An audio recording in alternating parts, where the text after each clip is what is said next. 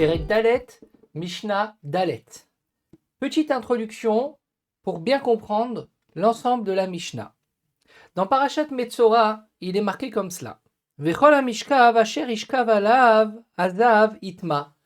Tout objet qui est fait pour être assis ou allongé, où le zav qui est avatuma va s'asseoir ou va s'allonger à lave sur lui, et ben l'objet, le lit ou le canapé, va devenir tamé comme le zav. C'est tumat midras, il va devenir également av atuma.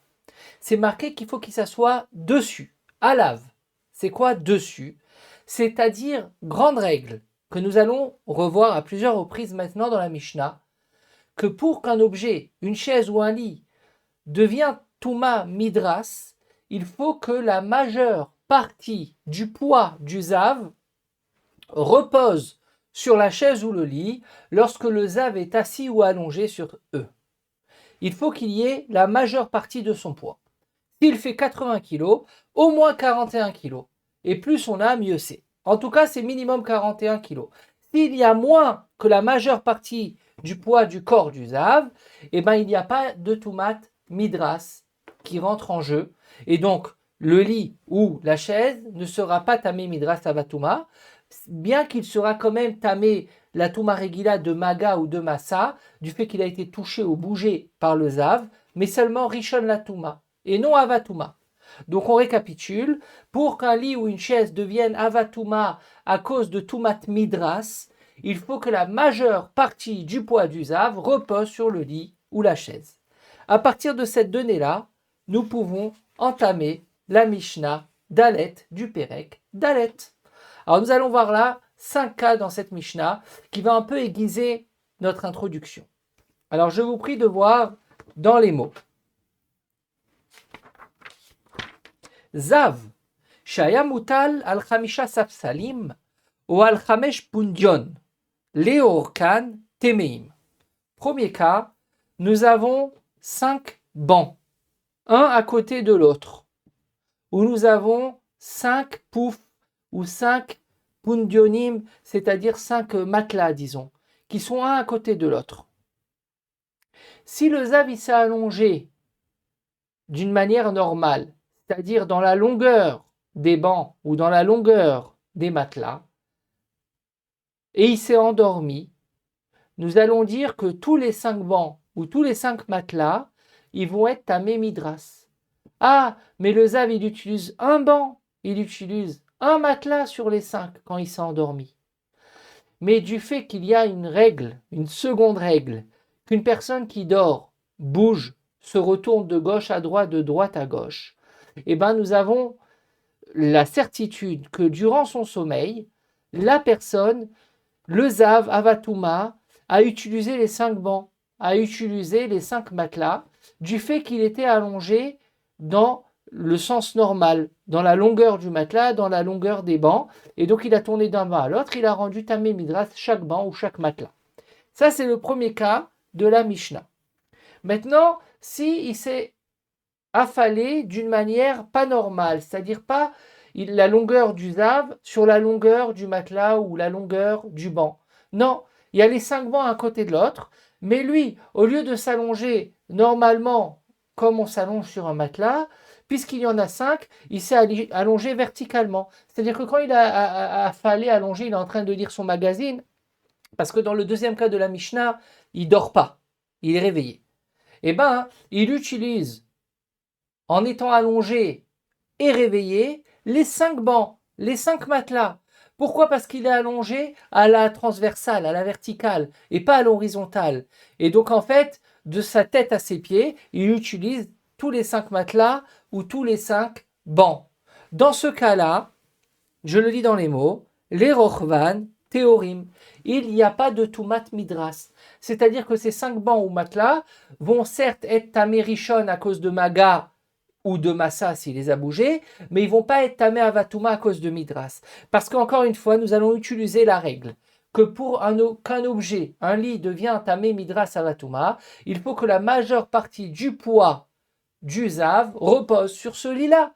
Et là, puisque son poids, il est divisé en 5, puisque chaque partie de son corps, il est sur une partie des 5 matelas ou des 5 bancs, eh ben, il n'y a pas la majeure partie sur un banc, et puisqu'il dort pas, il se retourne pas, donc il n'y a pas de Tumat Midras. Voilà pour le deuxième cas de la Mishnah. Les Rochvan, Théorim. Maintenant, nous allons utiliser le même cas, mais sauf que la personne, elle n'était pas réveillée ni somnolée, elle s'est endormie. Donc elle s'est endormie sur les 5 bancs en utilisant une partie de chaque banc, du fait qu'elle ne dort pas à l'horizontale, elle ne dort pas à la verticale, enfin bon, vous comprenez, elle ne dort pas d'une manière normale. Quand elle s'allongeait, elle a utilisé les 5 bancs. Yashan, et elle a dormi. Alors là, on a un Safek. Safek, Shenita Alehem, est-ce que durant son sommeil, il s'est retourné ou pas? Alors, les Gmarot nous enseignent qu'une personne, quand elle dort, eh ben, elle ne reste pas immobile. C'est-à-dire que si on fait une vidéo sur une personne qui dort 12 heures et on fait une avance rapide sur cette vidéo, on va voir qu'effectivement la personne elle bouge. Alors elle va de gauche à droite, de droite à gauche. Ça c'est le premier cas de la Mishnah que nous avons enseigné. Mais même dans ce troisième cas, eh ben, une personne, elle tourne également sur elle-même. Elle ne va pas seulement de droite à gauche ou de gauche à droite. Alors quand on dort sur un matelas comme nous avons tous, un matelas normal, eh ben, le corps il s'habitue parce qu'il ne veut pas tomber par terre. Mais lorsque c'est un grand lit, par exemple un lit d'hôtel, et une personne elle a l'habitude de dormir sur un grand lit comme ça, eh ben, c'est possible que non seulement elle va aller de gauche à droite sur toutes les parties du lit, mais elle peut même faire un pied à tête, tourner entièrement sur le lit. C'est prouvé non seulement médicalement, mais c'est marqué dans la Gemara. Et donc notre Mishnah nous dit, si la personne elle a utilisé 5 bancs ou 5 matelas, et elle ne s'est pas allongée d'une manière normale sur les 5 bancs et les 5 matelas, c'est-à-dire disons, il y a voilà, c'est mes doigts, c'est les 5 bancs, et le monsieur il vient, il dort sur les bancs. Non, lui il est venu, il a dormi comme cela. Et donc il n'y a pas son poids sur un des 5 bancs. Son poids il est réparti en 5, donc il n'y a aucun banc qui a la majeure partie de son poids. Il n'y a pas tout mat midras tant qu'il est réveillé. Mais s'il s'endort, c'est possible qu'il va faire un tour complet des 5 bancs, et en faisant le tour complet, à un moment donné il va être comme ça, il peut être comme ça sur les 5. Et donc, il y aura Tumat Midras. Ça, c'est pour le troisième cas. Nous passons maintenant au quatrième cas. Juste avant cela, une petite parenthèse. Le deuxième cas et le troisième cas, c'est le même, sauf que c'est le même. C'est-à-dire que voilà, nous avons nos 5 bancs, là il y en a 4, et lui, il s'est mis comme cela. Donc, il utilise tous les bancs, mais sauf que dans le deuxième cas, il ne dort pas. Donc, c'est sûr qu'il n'a pas eu tout son poids sur un des bancs. C'est pour ça qu'il n'y a pas Tumat Midras. Alors que dans le troisième cas, il s'est endormi. Et donc on dit c'est possible qu'il a tourné entièrement sur tous les bancs. Et donc il les a tous rendus Tamé Midras. Maintenant, nous allons utiliser un cas, disons une personne qui, pendant la veillée de Hoshana Rabbah, est fatiguée et veut dormir. D'ailleurs, je suis en pleine nuit de Hoshana Rabbah lorsque je fais ce shiur de cette Mishnah-là, du Perek Dalet, Mishnah Dalet, donc ça tombe bien. Il est 3 heures du matin, la personne elle est fatiguée. Donc elle prend à la choule, elle va dans la Ezrat Nashim, elle prend 6 chaises.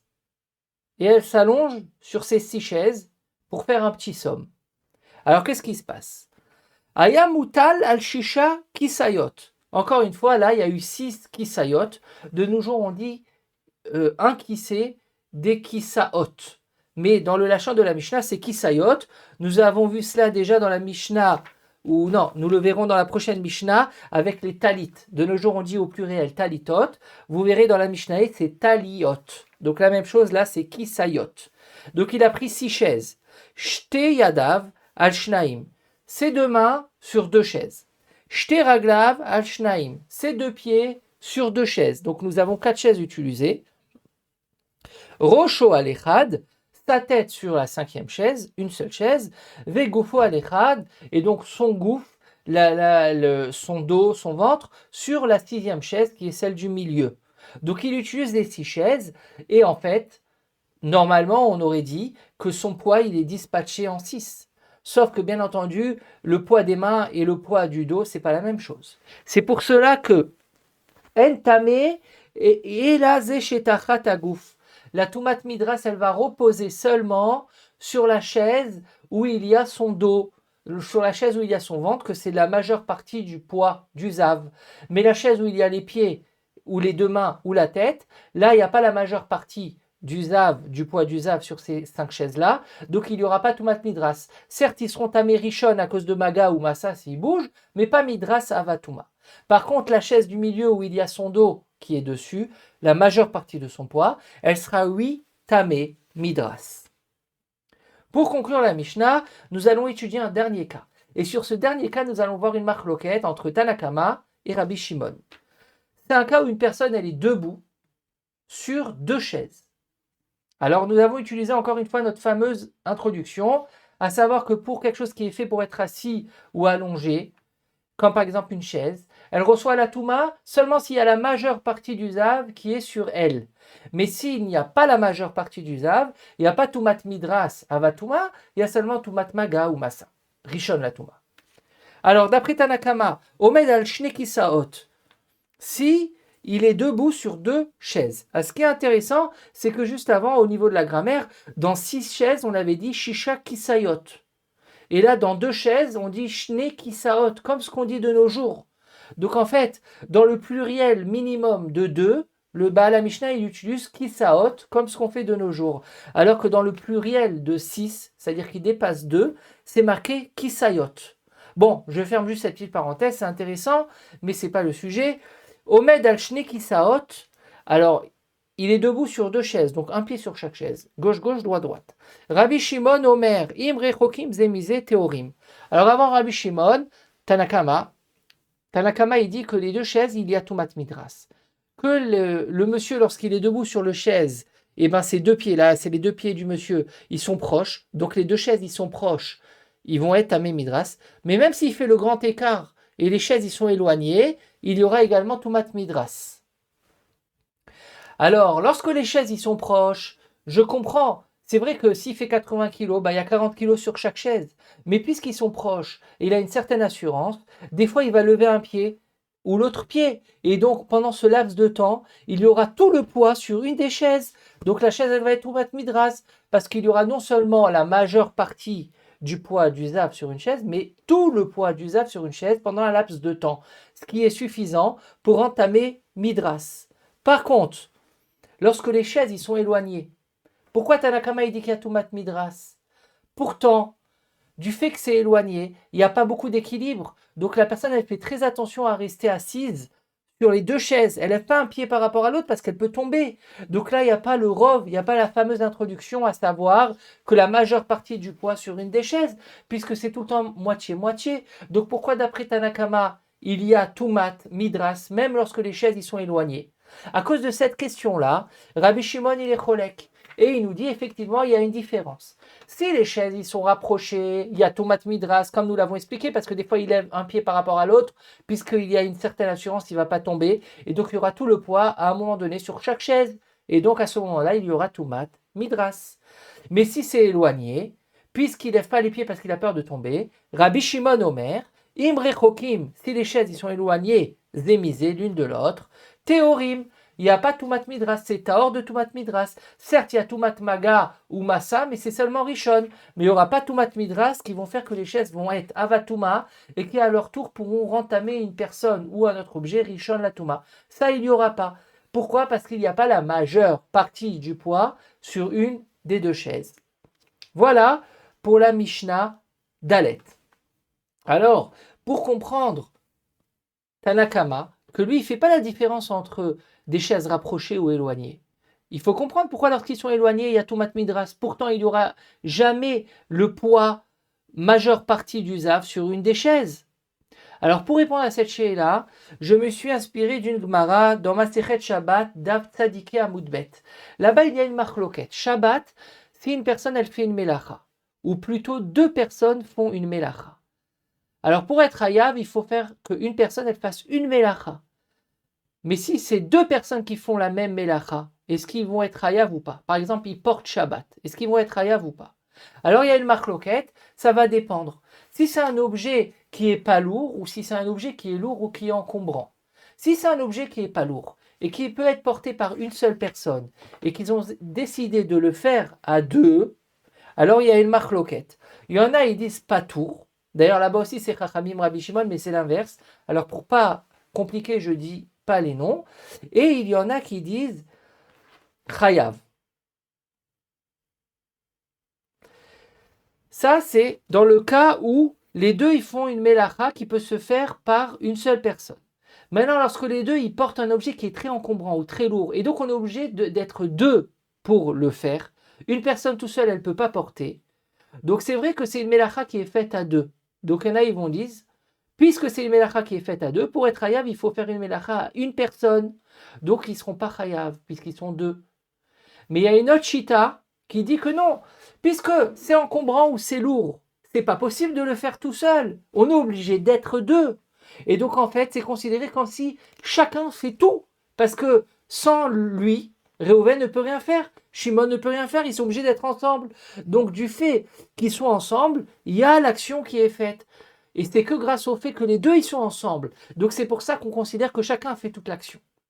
D'après cet avis-là, on peut comprendre notre Mishnah dans Masechet Zavim. Chez nous, les deux chaises ils sont éloignées.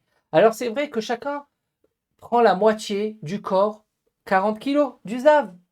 Mais puisque ils sont éloignés, et si la personne elle peut pas tenir debout que sur une chaise en ayant les pieds écartés, parce qu'elle a un manque d'équilibre. Donc en fait, chaque chaise elle a besoin de l'autre chaise pour pouvoir porter ensemble le Zav.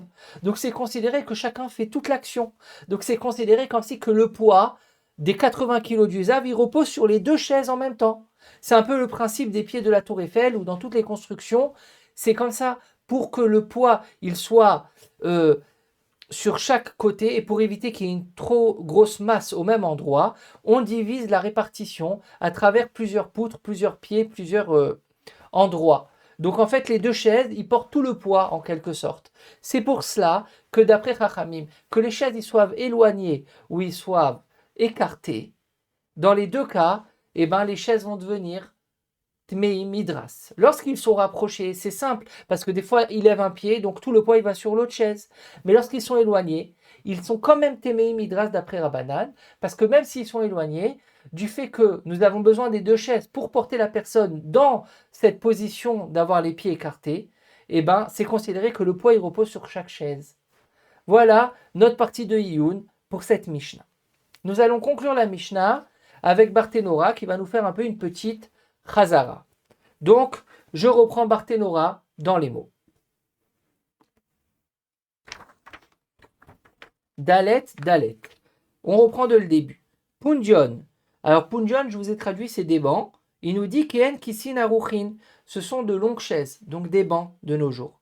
Les Orkan. Et le Zav, il est allongé dans la longueur du banc. Chez Shochev, le Orkan Shel Shafshalin ou chez la Pundian, ou dans la longueur des poufs ou des matelas, comme on dormirait normalement sur un matelas ou sur un banc. Dans ce cas-là, puisqu'il dort et il se retourne de gauche à droite, les 5 bancs sont tamés. Temeim, shekol echad ve'echad nisham, rubo shel zavalehem, pe'ami malze ou pe'ami malze. Parce que du fait que dans la nuit, il se retourne de gauche à droite comme une crêpe, et ben, à un moment donné dans la nuit, chaque banc va prendre tout le poids du zav. Il ne faut pas oublier la règle de base de cette Mishnah, que pour entamer Midras, un lit ou un canapé, il faut que la majeure partie du zav repose sur ce lit-là, ou sur ce banc, ou sur ce matelas, ce qui est le cas dans le premier cas de la Mishnah. Par contre, dans le deuxième cas, qu'il est affalé et il ne dort pas, mais pas dans la longueur du banc ou du matelas, mais dans sa verticale, les rochvan, et donc en fait son poids il est divisé en 5. Chez Shochev, Orko les rochvan, Théorim, là, puisqu'il ne dort pas, ça va être or, parce qu'il ne va pas se retourner puisqu'il est conscient, et donc il n'y aura jamais la majeure partie de son poids sur un seul matelas ou sur un seul lit, un banc. De'en rubo nishan alechad mehem, ve'en mishkav ou moshav leolam, hache ishan rubo alav, parce que pour entamer midras à cause d'être assis ou allongé, il faut qu'il y ait la majeure partie du poids de la personne. C'est l'introduction. Dirtiv, im ala mishkav ou hache inase rubo alav, il faut qu'il soit entièrement sur le poids, sur le lit ou la chaise, et pas divisé sur plusieurs lits. Yashan les rochvan, mais s'il était à l'horizontale, c'est-à-dire il dormait mal sur les 5 bancs, mais il s'est vraiment endormi. Alors là, on dit que c'est possible qu'il va tourner sur lui-même, pas seulement de gauche à droite, mais faire un tour complet. Et donc durant la nuit, chaque banc ou chaque matelas va avoir tout le poids du zav, et donc ils vont être tous tamés midras. les Rochvan, Vesafek im nitaper le Orkan Temeim, parce qu'on a une probabilité qui, lui, il va se retourner. Kisayot, des chaises, Lachon Rabim Shalkise, c'est le pluriel d'une chaise. Shetachat Agouf, donc il y a les deux chaises et il est debout dessus. Les fiches et Rubo Nasa Alav, Veacherim Temeim, Magazav. Aval en lahem Torat Mishkav ou Moshav liot avatuma, letame Adam, vekelim.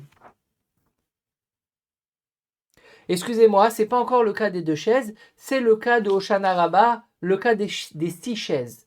Que les chaises des 2 pieds, des 2 mains et de la tête, il n'y a pas la majeure partie du poids, du zav, donc ils sont que tamé maga ou massa, rishon latuma. Mais par contre, la chaise du milieu qui porte le dos, le ventre, l'essentiel du zav, la majeure partie de son poids, elle va être tamé tumat midras. Donc seulement une chaise sur 6 va être tamé tumat midras. Donc avatuma, qui à son tour pourra entamer aussi bien un homme qu'un autre objet, rishon latuma. Du fait que la chaise qui est midras, elle est comme le zav, avatuma.